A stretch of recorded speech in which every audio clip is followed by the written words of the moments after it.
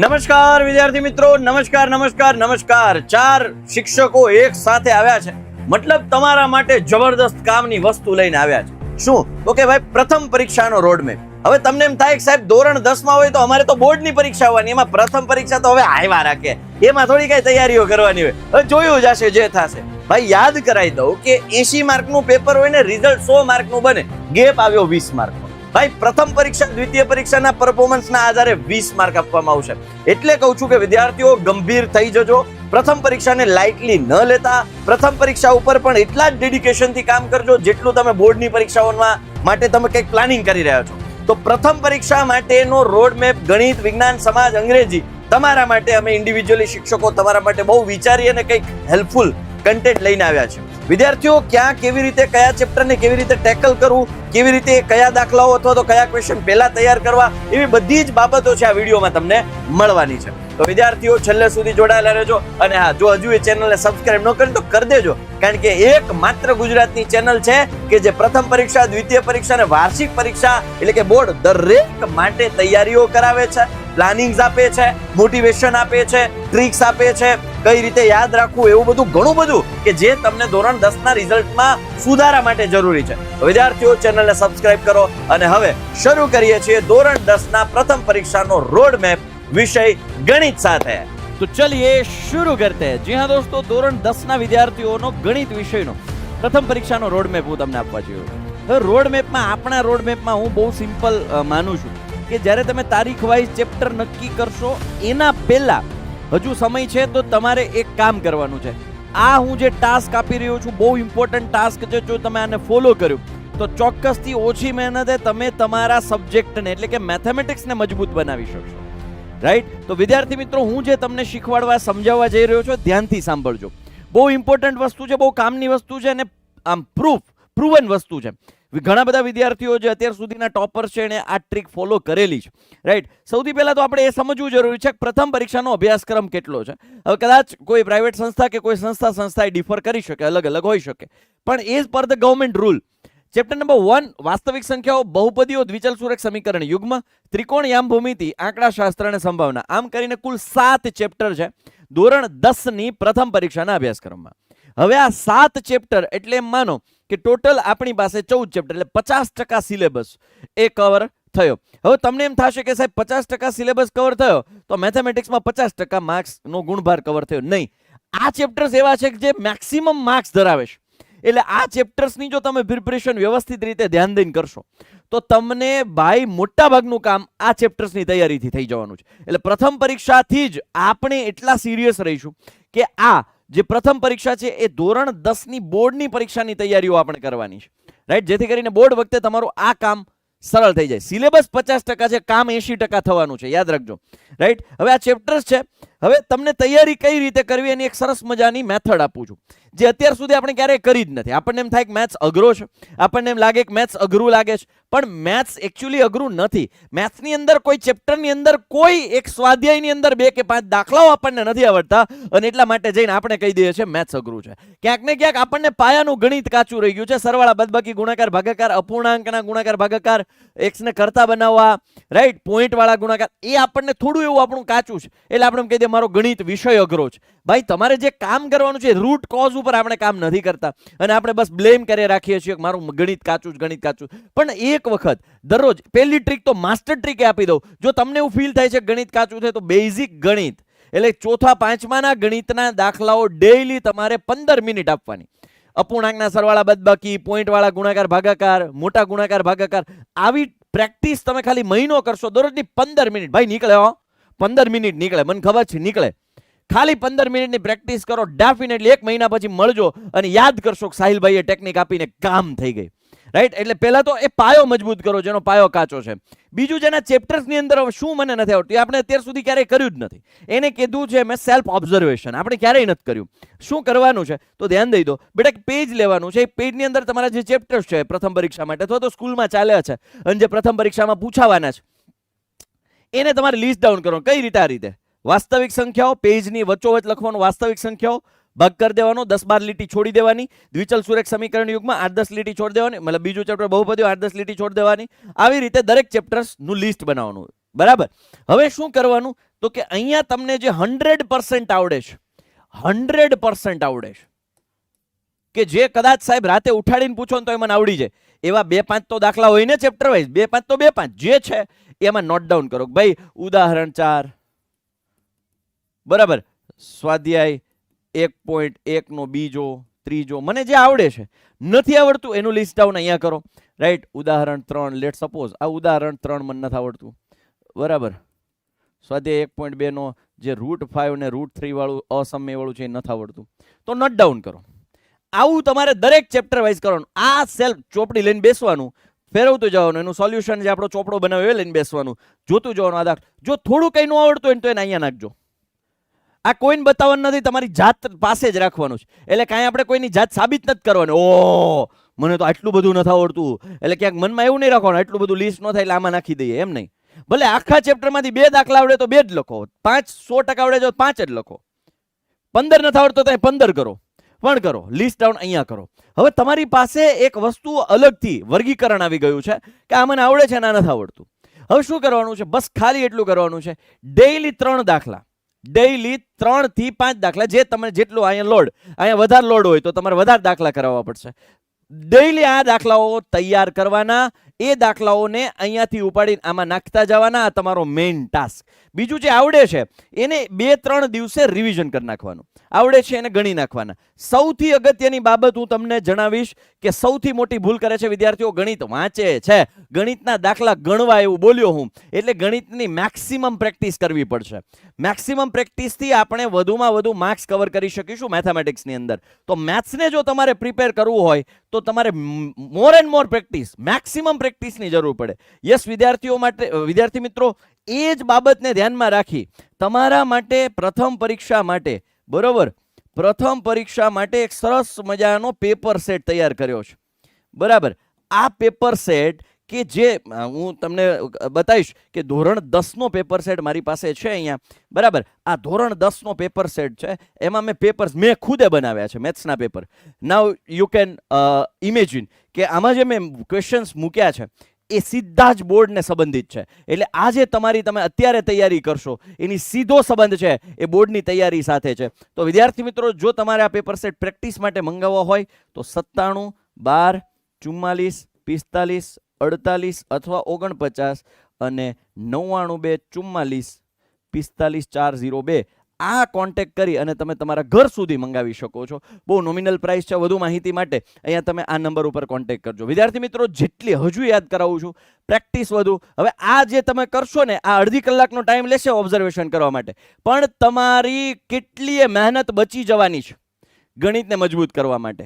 Right વિદ્યાર્થી મિત્રો, હું તમને ખાસ આ મારો પર્સનલ એક્સપિરિયન્સ આ શેર કરી રહ્યો છું. મારી હંમેશા પ્રિપરેશન આ રીતની હતી જ્યારે હું સ્ટુડન્ટ લાઈફમાં હતો ત્યારે. રાઈટ, તો મને ખબર પડે ને મારે ક્યાં મહેનત કરવાની છે. જે મારું મજબૂત છે આપણે શું કરીએ, જે મજબૂત છે વધુ મજબૂત કરીએ જઈએ, નબળું છે વધુ નબળું થતું જાય છે. ભાઈ મજબૂત છે ને તો મજબૂત જ રાખવાનું છે, નબળું છે ને મજબૂત કરવાનું છે. આ સાયકોલોજી સાથે ચાલીશું તો ડેફિનેટલી આપણે ધોરણ 10 ની અંદર ગણિત વિષયને મજબૂત કરી શકીશું. રાઈટ વિદ્યાર્થી મિત્રો, મારી ગણિતની સિમ્પલ સ્ટ્રેટેજી છે, કારણ કે હું એવું માનું છું કે જ્યાં સુધી આપણને આપણા વીક પોઈન્ટ્સ નહીં ખબર હોય ત્યાં સુધી આપણે એને સ્ટ્રોંગ નહીં બનાવી શકીએ. સ્ટ્રોંગ બનાવવા માટે પહેલા આઈડેન્ટિફાઈ તો કરવું પડશે ને ભાઈ. રોગને જો દૂર કરવો હોય તો એના લક્ષણો ડિટેક્ટ કરવા પડશે, તો એને લગતી દવા લાગુ પાડી શકાય. રાઈટ, તો આ તમારા રોગના લક્ષણો છે. દવા લાગુ પાડવાની એટલે કે પ્રેક્ટિસ કરી અને અહીંયા તમારે સાજું થવાનું છે. તો આશા છે કે તમને મારી મેથેમેટિક્સની સ્ટ્રેટેજી પસંદ આવી હશે. કમેન્ટની અંદર ચોક્કસથી જણાવજો. અને આ વર્ક કર્યા પછી જો તમને ફાયદો થાય તો ફરી પાછા વિડીયોમાં આવી મને કમેન્ટમાં જણાવી દેજો કે હા સાહેબ ફાયદો થયો. આશા છે કે તમને મજા આવી હશે, થોડો ખ્યાલ આવ્યો હશે કે મારે હવે કઈ રીતે આગળ વધવાનું છે. આ કરશો તો તમારા રસ્તાઓ આપોઆપ ખુલી જશે, રોડનો મેપ ક્લિયર થઈ જશે. મેપ ક્લિયર થઈ જશે તો ડેસ્ટિનેશન સુધી ડેફિનેટલી પહોંચી જશો. ફરી મળીએ છીએ કોઈ નવા ટોપિક સાથે, પણ હજુ વિજ્ઞાનની સ્ટ્રેટેજી જોતા જજો, જોતા જાજો રે વિજ્ઞાન, જોતા જાજો. જે વિદ્યાર્થી મિત્રો, તમને સાહિલ સરે ધોરણ 10 વિષય ગણિતની અંદર કેવી રીતે તૈયારી કરવી એમનું તમને માર્ગદર્શન આપી દીધું છે અને હવે વારો છે ધોરણ 10 વિષય વિજ્ઞાનને કેવી રીતે તમે તૈયાર કરશો તમારી પ્રથમ પરીક્ષા માટે, કે જેનાથી તમે દીકરાઓ 80 માંથી 80 ગુણ પ્રાપ્ત કરી શકો એવો કોન્ફિડન્સ તમને આવી જશે. તો દીકરાઓ સર્વપ્રથમ આપણે જોવાનું છે એનો અભ્યાસક્રમ, કે ભાઈ આપણે પ્રથમ પરીક્ષાના અભ્યાસક્રમમાં કેટલા ચેપ્ટરો છે સર. કારણ કે ઘણા બધા વિદ્યાર્થીઓનો પ્રશ્ન હોય કે સર આપણા ચેપ્ટરો કેટલા છે, સર કયા કયા પ્રકરણો પૂછાવાના છે. તો દીકરાઓ જો વાત કરીએ તો રસાયણ વિજ્ઞાનની વાત કરીએ તો પહેલું, બીજું અને ત્રીજું ચેપ્ટર, તમારું પહેલું, બીજું અને ત્રીજું ચેપ્ટર, આ ત્રણે ત્રણ ચેપ્ટરો તમારી પ્રથમ પરીક્ષામાં આવવાના છે.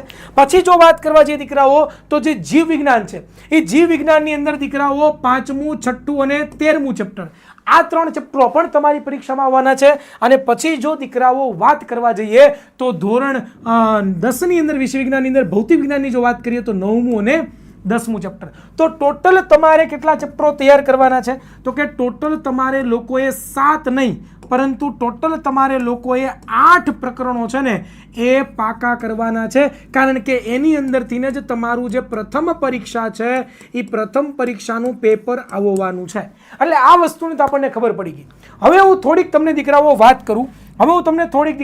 કરું કે ભાઈ રસાયણ વિજ્ઞાનના જે ચેપ્ટરો તમે તૈયાર કરો છો તો એમાં તમે શું ધ્યાન રાખજો. તો ભાઈ પહેલી જ વસ્તુ તો હું તમને કહેવા માંગુ છું કે પહેલા આમ તો 8 ચેપ્ટરો માટે લાગુ પડે છે કે પહેલા તમારે છે ને એ આ જેટલા પણ પ્રકરણો છે એને સમજવાના છે. હું હજી પણ કહું છું, સમજેલા ચેપ્ટર હશે તો આવડશે, સમજેલા ચેપ્ટર હશે તો ખબર પડશે. જો સમજેલા ચેપ્ટર નહીં હોય તો પછી વાંચવા જશો તો બિલકુલ નહીં આવડે. તો ખાસ દીકરાઓ આ બધા ચેપ્ટરોમાં પહેલો પાયો એ છે કે તમે સમજેલું હોવું જોઈએ. બીજું કે તમને જે આ ચેપ્ટર છે એ ચેપ્ટરમાં સૌથી વધારે શું લાગતું છે ખબર, તો કે સર રાસાયણિક સમીકરણ. સર રાસાયણિક સમીકરણ છે યાદ નથી રહેતા, અથવા તો રાસાયણિક જે સમીકરણ છે સર એ સમતુલિત નથી થતા, સમતોલિત નથી થતા. તો દીકરાઓ બંનેનું તમારે શું કરવાનું છે ખબર, તો કે તમારે લોકોએ આ બંને વસ્તુઓને પ્રેક્ટિસથી જ તમે કરી શકશો. બને એટલી પ્રેક્ટિસ, બને એટલું જબરદસ્ત પ્લાનિંગ, બને એટલી જબરદસ્ત પ્રેક્ટિસ. ભાઈ એક સમીકરણ જો નથી આવડતું ને તો એને 50 થી 60 વાર લખો. ભાઈ હજી ઘણો બધો સમય છે ભાઈ આપણી પાસે, હજી ઘણો બધો સમય છે. સમીકરણ જો નથી આવડતું તો એને 50 થી 60 વખત લખીને તોડી નાખો. ભાઈ સમીકરણ સંતુલિત નથી થતું એની બને એટલી પ્રેક્ટિસ કરો. કારણ કે રસાયણ વિજ્ઞાનના જે 3 ચેપ્ટરો છે જો એને પરફેક્શન સાથે તમારે તૈયાર કરવા છે તો તમારે પ્રેક્ટિસ તો તમારી જબરદસ્ત જ હોવી જોશે. તો જ કામ થશે. બરાબર. આગળ વાત કરવા જઈએ દીકરાઓ તો તમારા જીવ વિજ્ઞાનના જે 3 ચેપ્ટરો છે એની થોડીક વાત કરી દઉં કે આ ચેપ્ટરમાં તમારે તમારી મૌલિકતા દાખવવાની છે. શું દાખવવાની છે? તમારે તમારી મૌલિકતા. સર મૌલિકતા એટલે તમે તમારી રીતે લખજો. આ ચેપ્ટરોને ગોખતા નહીં ભાઈ, પ્લીઝ નો ગોખતા. તમારે સમજી લેવાનો છે સવાલને અને પછી તમે તમારી ભાષામાં લખજો. તમે કહેશો સર અમારા સાહેબ માર્ક નહીં આપે, તો દીકરાઓ કોઈ પણ શિક્ષક હોય ને માર્ક્સ આપે. માર્ક્સ શું કામ ન આપે? કારણ કે તમે તમારી મૌલિકતાથી લખ્યું છે, તમે તમારો કન્ટેન્ટ લખો છે એટલે એને માર્ક્સ આપવા જ પડે. તો મૌલિકતા દાખવશો તો આસાનીથી તમને સવાલ પણ યાદ રહેશે અને આસાનીથી તમે લખી પણ શકશો. હા, પરંતુ મૌલિકતા દાખવવા માટે તમારે ઘરે મેં કીધું એ પ્રમાણે પ્રેક્ટિસ કરવી પડશે સવાલ અને જવાબની. કયો સવાલ છે, કેવો સવાલ પૂછો છે, કેવો તમને સવાલ પૂછવો છે અને એનો તમે જવાબ કેવી રીતે લખો છો એની તમારે ઘરે શું કરવી પડશે, તો કે ઘરે તમારે એની પ્રેક્ટિસ છે એ કરવી પડશે તો ભેગું થશે દીકરાઓ, બાકી ભેગું નહીં થાય. ખબર પડે છે? અને બીજું કે આ ચેપ્ટરોમાંથી તમને આકૃતિઓ પણ પૂછાઈ શકે. આકૃતિ તો ખાસ મોસ્ટ આઈએમપી છે. તો આકૃતિ પણ આવી શકે. તો એ આકૃતિઓને પણ જબરદસ્ત રીતે તૈયાર કરીને જજો. તમારી જેવી આકૃતિ સારી એટલો તમને બેનિફિટ થશે, જેટલી આકૃતિ સારી એટલો તમને બેનિફિટ થશે. શું કામ? કારણ કે આકૃતિ જોઈને શિક્ષક છે અભિભૂત થઈ જશે. પછી થિયરી તમારી વાંચશે જ નહીં ભાઈ, ફટાફટ ખાચ માર્ક્સ આપવા મળશે. આમાં આ ખાસ ધ્યાન રાખજો ચેપ્ટર તૈયાર કરવા માટે. આગળ વાત કરીએ દીકરાઓ કે આ બંને જે ચેપ્ટરો છે એમાં તો ખાસ જ ભાઈ સમજેલા નહીં હોય તો આ નહીં આવડે, ખબર જ નહીં પડે. સવાલ વાંચશો ને ખબર જ નહીં પડે. હું તમને 100% ખાતરી આપું છું. અને પછી ગોખવું પડશે. અને ગોખેલું તમને ખબર છે, એક સવાલ વાંચીએ બીજો સવાલ ભૂલાય છે, તો આવું ન થાય એના માટે તમારે ડિટેલમાં સમજો ભાઈ, ડિટેલમાં આપણે ટોપર રિલોડેડ બેચમાં સમજાવીએ છીએ. જો તમારે ટોપર રિલોડેડ બેચમાં તમે નથી જોડાણા તો દીકરાઓ ડિસ્ક્રિપ્શનમાં બધી માહિતી આપેલી, તમે જોડાઈ શકો છો. જબરદસ્ત રીતે મેં તમને એમાં આખા કન્સેપ્ટો ક્લિયર કરાવ્યા છે. બધી જ વસ્તુ મેં તમને દીકરાઓમાં સમજાવેલી છે અને આસાનીથી શોર્ટ ટાઈમની અંદર ફટાફટ તમે શીખી શકશો. એટલે ખાસ તમારે આ બંને ચેપ્ટરોમાં યાદ શું રાખવાનું છે તો કે આ જે સવાલો છે એમાં દીકરાઓ તમને આની અંદરથી દાખલાઓ પણ પૂછાઈ શકે, આની અંદરથી તમને કિરણાકૃતિઓ પણ ખાસમ ખાસ તમારે વ્યવસ્થિત રીતે તૈયાર કરીને જવાની છે. આ બધી વસ્તુનું પણ ધ્યાન રાખવાનું છે, તો તમારું કામ છે ને એ જબરદસ્ત સોલિડ અને જોરદાર થશે. દીકરાઓ હવે આખા દિવસ તમે સ્કૂલે જશો, તમારી પરીક્ષાની તૈયારી પણ તૈયારી કરશો. હું તમને એક ટીપ આપું છું કે દરરોજ દીકરાઓ છે ને પ્લીઝ રિક્વેસ્ટ કરું છું મોટાભાઈ તરીકે, દરરોજ 1 કલાક કાઢો તમારી વિજ્ઞાન વિષયની તૈયારી કરવા માટે. દરરોજ 1 કલાક કાઢો વિજ્ઞાન વિષયની તૈયારી કરવા માટે અને દરરોજ તમારા નાના નાના સ્ટેપ લો. દરરોજ થોડું થોડું વાંચો, એકી સાથે બાથ ના ભરો. દરરોજ થોડું વાંચશો ને તો 100% તમે છે એ તૈયારી કરી શકશો. તો ખાસમ ખાસ દીકરાઓ દરરોજ 1 કલાક આજથી આપવાની શરૂઆત કરો. ધીમે ધીમે જેમ પરીક્ષા નજીક આવતી જાય એમ વિષયને 2-2 કલાક આપવાની શરૂઆત કરો. અને ખાસમ ખાસ જેટલું પણ રિવિઝન કરશો એટલો બેનિફિટ થશે. એટલો બેનિફિટ થશે વિજ્ઞાન વિષયની અંદર. સો ધેટ્સ ઇટ. આ મારી બધી ટિપ્સ હતી, ટ્રીક હતી, રોડમેપ કયો જે પણ કયો એ બધું હતું. હવે તમને પાર્સલ આવવાના છે, જેમને જણાવવાના છે કેવી રીતે સામાજિક વિજ્ઞાનમાં તૈયારી કરવી. નમસ્કાર વિદ્યાર્થી મિત્રો. ધોરણ 10 સામાજિક વિજ્ઞાનની અંદર પ્રથમ પરીક્ષાનો રોડ મેપ કે ભાઈ પ્રથમ પરીક્ષામાં સારામાંથી સારા માર્ક લાવવા માટે હું કઈ રીતનું પ્લાનિંગ કરીશ. જો સૌથી પહેલા તો પ્રથમ પરીક્ષા ધોરણ 10 ની કોઈ સામાન્ય પરીક્ષા નથી, જેના ઇન્ટરનલના માર્ક તમારી બોર્ડની પરીક્ષામાં ઉમેરવાના છે. તો સૌથી પહેલા પ્રથમ પરીક્ષાનું રોડ મેપ કઈ રીતે, તમને હિરેન સર આખી જે વાતચીત કરી છે, હવે આપણે જોઈએ છે સામાજિક વિજ્ઞાનનો રોડ મેપ. તો સામાજિક વિજ્ઞાનમાં રોડ મેપમાં સૌથી પહેલું અભ્યાસક્રમ. સર કેટલા ચેપ્ટર છે? તો ચેપ્ટર નંબર 1, 2, 3, 4, 5, 8, 9, 10, 11, 15, 16 અને 17. ચેપ્ટર નંબર 1 વારસો જે છે, ભારતનો વારસો. એની અંદર વારસાના પ્રકારો, આ બધી બાબતમાં મેળાનું કોષ્ટક ખાસ કરવાનું ભૂલતા નહીં. રેડી? આટલી 3 બાબતો. ચેપ્ટર નંબર 2 ની અંદર લલિત કલા અને હસ્તકલામાં લલિત કલાના શોર્ટ ક્વેશ્ચન પૂછાય છે અને હસ્તકલામાંથી માટીકામ છે, ચિત્રકલા છે, બરાબર, ચર્મ ઉદ્યોગ છે, આ બધા પ્રશ્નો ખાસ કરીને જવાના. ચેપ્ટર નંબર 3 ની અંદર ઈસવીસન, સાલવારી અને સ્થળના નામ ચોક્કસથી યાદ રાખીને જવા, ખોટા લખવાનો પ્રયત્ન કરવો નહીં. નંબર 4 એની અંદર મહત્વની આપણી 4 વિદ્યાપીઠ, એ 4 માંથી 2 પ્રશ્નો તમારી પરીક્ષામાં હશે, જેમાં નાલંદા અને તક્ષશિલા સૌથી વધારે પૂછાતું હોય એવો પ્રશ્ન છે, એટલે ધ્યાન રાખીને આ ચેપ્ટર કરીને જજો. ત્યારબાદ ગણિત શાસ્ત્ર, રસાયણ શાસ્ત્ર, આ બંને સવાલ ચેપ્ટર નંબર 5 માં સૌથી વધારે અગત્યના છે. ચેપ્ટર નંબર 8 ની વાત કરીએ તો સંસાધનના પ્રકાર અને જમીનના પ્રકાર, આ બંને સવાલ 8મા ચેપ્ટરમાં ધ્યાન રાખવાનું. બીજું 8, 9, 10 અને 11 આ 4 ચેપ્ટરમાંથી નકશો પૂછી શકાય એવો સવાલ છે. એટલે 4 ચેપ્ટરમાંથી 1 માર્કના 4 નકશા પૂછાશે, એટલે 4 ગુણનો નકશો આવશે. નકશા માટેની ખાસ પ્રેક્ટિસ કરવી. 15મું ચેપ્ટર, 16 અને 17 આ 3 ચેપ્ટર છે અર્થશાસ્ત્રના. હવે આની અંદર બેઝિક જે તમારો જે કન્સેપ્ટ જે છે એ બધો વ્યવસ્થિત કરીને જાઓ કે ભાઈ વિકાસશીલ કોને કહેવાય, વિકસિત કોને કહેવાય, ઉદારીકરણ કોને કહેવાય, ખાનગીકરણ કોને કહેવાય, વૈશ્વિકીકરણ કોને કહેવાય છે. 17મા ચેપ્ટરની અંદર ગરીબી અને બેરોજગારી બંને વસ્તુ આખી અલગ છે. ગરીબી કોના લીધે ઉદ્ભવે છે, બેરોજગારી શા માટે ઉદ્ભવે છે, ગરીબીના પ્રકાર, બેરોજગારીના પ્રકાર, આ બધી વ્યવસ્થિત કન્સેપ્ટને સમજી લેવા. હવે સર આ બધી માટે મારે તૈયારી કેમ કરવાનો, તો સૌથી પહેલું વિદ્યાર્થી મિત્રો, બહુ બધી વખત વિદ્યાર્થીઓ એવું વિચારતા હોય છે કે કાલ કરી લઈશ, કાલ જોયું જશે, આજના પ્રશ્નો નથી કરવા. પહેલી વસ્તુ, રોજનું રોજ કરવાનું રાખો કે આજે જેટલું શીખવાડ્યું હોય એનું રિવિઝન થઈ જાય, બરાબર, હોમવર્ક થઈ જાય અને એમાંથી રીડિંગ પણ થઈ જાય. રોજનું રોજ કરશો. એક વસ્તુ યાદ રાખશો કે ભાઈ આજનું કરેલું આજ કરીને સુઈશ તો આવતીકાલે વાંધો આવશે નહીં.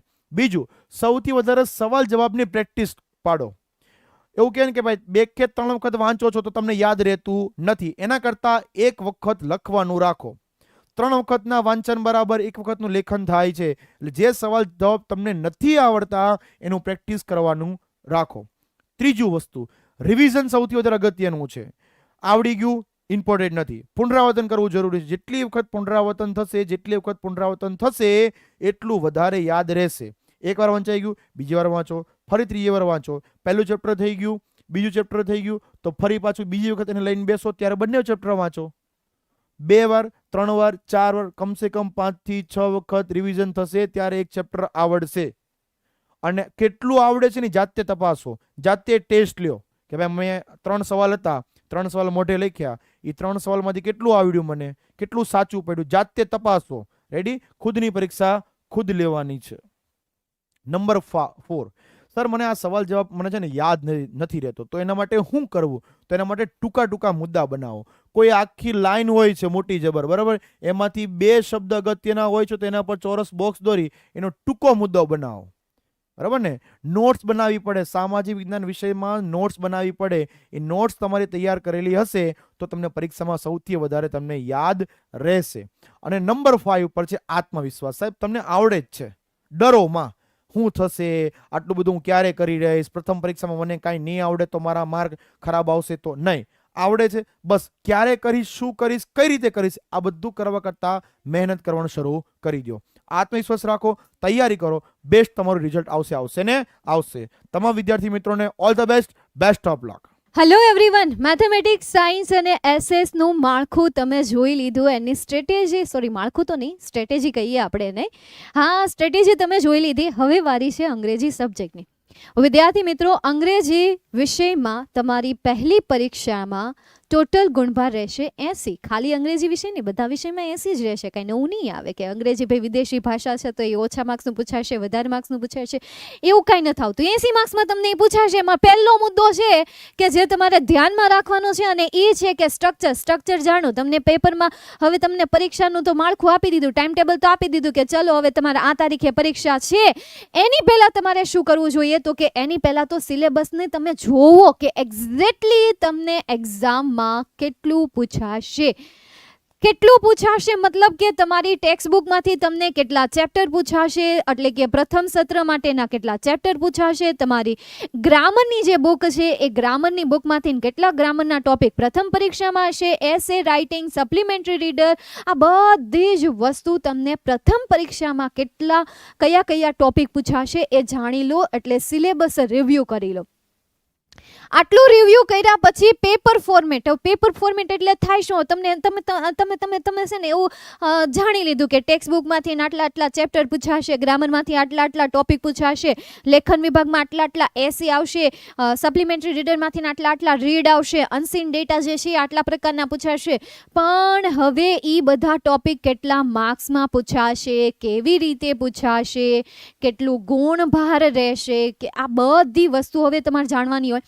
તો એ જાણવા માટે શું કરવું પડે? તો કે એક સેમ્પલ પેપર ફોર્મેટ તમારે જોવું પડે કે જેને તમે બ્લુપ્રિન્ટ કહી શકો, જેને તમે શુદ્ધ ગુજરાતીમાં નમૂના પ્રશ્નપત્ર કહી શકો. તો એ આખું માળખું જોઈ લો કે ટેક્સ્ટ બુકમાંથી કેવા પ્રકારના સવાલ પૂછાશે. For example paragraph base question answer પૂછાશે.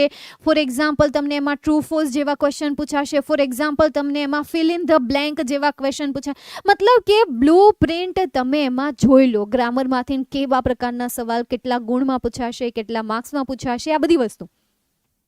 તો આ તમારો પહેલો સ્ટેપ થયો, સ્ટ્રેટેજીનો આ પહેલો સ્ટેપ. બીજો સ્ટેપ શું છે? તો કે રિસોર્સિસ. હવે રિસોર્સિસમાં થાય શું કે આપણે ભાતની બુક ભેગી કરી નાખી હોય. હવે આપણે વાંચવા બેસીને એટલે ઘડીક ટેક્સ્ટ બુકમાંથી વાંચશું, ઘડીક નવનીતમાંથી વાંચશું, ઘડીક ફલાણી બુકમાંથી વાંચશું, ઘડીક ઢીકણી બુકમાંથી વાંચશું, અને ઘડીક હોઈ જાવ કે અંગ્રેજીમાં વાંચે કોણ, આવું વિચારીને આપણે શું કરીએ. હવે એવું થાય શું કામ? કારણ કે તમારી પાસે કેટલા ઓપ્શન છે, ઓપ્શન વધી જાય છે ને એટલા માટે. હવે તમે દુકાનમાં ખરીદી કરવા જાઓ, તમને કેટલી બધી વસ્તુ કપડાં ગમી ગયા હોય, અને મૂળ મુદ્દાની દુઃખની વાત એ હોય કે તમારી પાસે એટલા બધા પૈસા ન હોય, ખાલી એક જોડીના જ પૈસા હોય, એટલે ત્યારે કેવું દુઃખ થાય. બસ એવું જ તેને અહીંયા થાય કે ન થાય? એટલે સોર્સિસમાં ખાસ ધ્યાન રાખો. સોર્સિસ રિસોર્સિસ એટલે કે તમારા સ્ત્રોત વાંચવા માટેની બુક્સ લિમિટેડ રાખો. હવે કઈ કઈ રાખવી એ હું તમને કહું. એક તો સેમ્પલ પેપર વાળી બુક રાખો. કઈ બુક રાખો? સેમ્પલ પેપર વાળી બુક રાખો કે જેમાં તમને પ્રથમ પરીક્ષાને લગતા પેપર પ્રેક્ટિસ કરવા માટે આપ્યા હોય, કે જેમાંથી તમે શું કરી શકો, તૈયારી કરી શકો, જેમાંથી તમે શું કરી શકો તો ખુદની પરીક્ષા આપતા પહેલા લઈ શકો. હું ખુદની પરીક્ષા આપતા પહેલા લઈ શકો એટલા માટે સેમ્પલ પેપર જરૂરી છે. તો એક બસ એ જ બુક રાખો. પછી એ તમે યુથની બુક રાખો કે ગમે બુક રાખો, બસ એક જ બુક રાખવાની છે. એની સાથે ટેક્સ્ટ બુક રાખી શકો છો, બરાબર. એટલે કે તમારી જે ગવર્મેન્ટ દ્વારા જે તમને આપવામાં આવે છે એ ટેક્સ્ટ બુક રાખી શકો છો. એની સિવાય તો કે કોઈ પણ એક બુક કે જે તમને શું કરતી હોય, ગાઈડ કરતી હોય, પેરેગ્રાફનું ભાષાંતર એમાં હોય, ગ્રામર પણ એમાં આવી જતું હોય, બસ એ એક બુક રાખો. એનાથી વધારે કોઈ પણ નહીં. કન્ફ્યુઝ હોને કાંઈ નહીં. પછી બીજો રિસોર્સ શું રાખવાનો, તો એવી દરેક પીડીએફ ફાઇલ અથવા તો એવી તમારી બુક કે જે તમે જાતે બનાવી છે, લખીને બનાવી છે, બરાબર છે, જે તમારી પાસે લખેલી પડી છે, કે જેમાં નોટ છે, જેમાં ઇમ્પોર્ટન્ટ ક્વેશ્ચન્સ છે, જેમાં ઇમ્પોર્ટન્ટ ટ્રિક્સ છે, કે ભાઈ ગ્રામરના ટોપિકના આવી રીતે યાદ રખાય ને એમના રૂલ્સને આવી રીતે યાદ રખાય, જેમાં બધી ટિપ્સ લખેલી છે ને એ બુક. બસ આનાથી ને તમે તૈયારી કરો, બરાબર. આટલા રિસોર્સિસ રાખો, એનાથી વધારે રિસોર્સિસ નહીં. અને ત્રીજો સ્ટેપ, અવોઇડ કરો એવા હરેક ડિસ્ટ્રેક્શન. હવે ડિસ્ટ્રેક્શન એટલે કયા ડિસ્ટ્રેક્શન, તો એક તો સૌથી પહેલા ફોન, કે જે તમારો દિવસનો 2 કલાકનો સમય ખાઈ જાય, 3 કલાકનો સમય ખાઈ જાય એન્ટરટેનમેન્ટ માટે. ફોનમાંથી તમે શીખતા હોય તો વાત અલગ છે. જેવી રીતે તમે અમારા વિડીયો જોતા હોય ને તો વાત તમતારે અલગ છે, કારણ કે એમાંથી તમે શીખો છો ને, કંઈ આમ વધારાની વાત જાણો છો તમતારે નહીં. અહીંયાથી તમને ભણાવવામાં જ આવે છે, લ્યો વળી. હા, તે વળી જોવાય. નેક્સ્ટ એના પછી બીજું ડિસ્ટ્રેક્શન તો કે ફ્રેન્ડ્સ. હું એમ નથી કહેતી કે ફ્રેન્ડ્સ ખોટા હોય છે, પણ જો તમે ફ્રેન્ડ્સ ગ્રુપમાં સ્ટડી કરવાનું પસંદ કરો છો તો પહેલાં એનાલિસિસ કરો કે જો ગ્રુપમાં સ્ટડી કરવાથી તમારી સારી સ્ટડી થાય છે તો જ ગ્રુપ સ્ટડી કરો, નહીં તો અવોઇડ કરો, બરાબર છે. ફ્રેન્ડ્સ ખોટા નથી તમતારે, સુખ દુઃખના સાથી છે. આપણે દુઃખમાં હોઈએ અને એ આવીને ઉપરથી એનું દુઃખ સંભળાવી જાય અને આપણને આપણું દુઃખ ભૂલાઈ જાય ને આપણે ખુશ થઈ કર, આને તો મારા કરતાં મોટું દુઃખ છે. એટલે એ દુઃખ ભૂલાવવા માટે જોઈએ આટલી હદે મદદ કરે, સમજાય છે. એટલા માટે આટલી વસ્તુ, આ 3 સ્ટેપ ફોલો કરો. અને આ 3 સ્ટેપમાંથી સૌથી મહત્વનો ઇમ્પોર્ટન્ટ સ્ટેપ એ છે કે જગ્યા પસંદ કરો વાંચવા માટેની. જ્યાં તમને અનુકૂળ લાગે ને ત્યાં એવી જગ્યાએ ન બેસો કે જ્યાં તમે વારા ઘડીએ ઊભા થઈને પાણી પીવા જાઓ, વારા ઘડીએ ઊભા થઈને ખાવાનું લેવા જાઓ. આવું કરવું હોય ને તો વાંચવા ન બેસતા, હે ને. ચાલો તો બધા સામ દામ દંડ ભેદ 4 શસ્ત્ર લગાવીને લાગી જાઓ તમારી પ્રથમ પરીક્ષાની તૈયારી ઉપર. અમે તો તૈયાર છીએ તમને તૈયારી કરાવવા માટે, બસ તમે તૈયાર થઈ જાઓ તૈયારી કરવા માટે. ઠીક છે, ચાલો તો અહીંયા સુધી રાખું છું, સ્વાહા કરું છું. Bye, take care, see you soon. જય હિન્દ, વંદે માતરમ.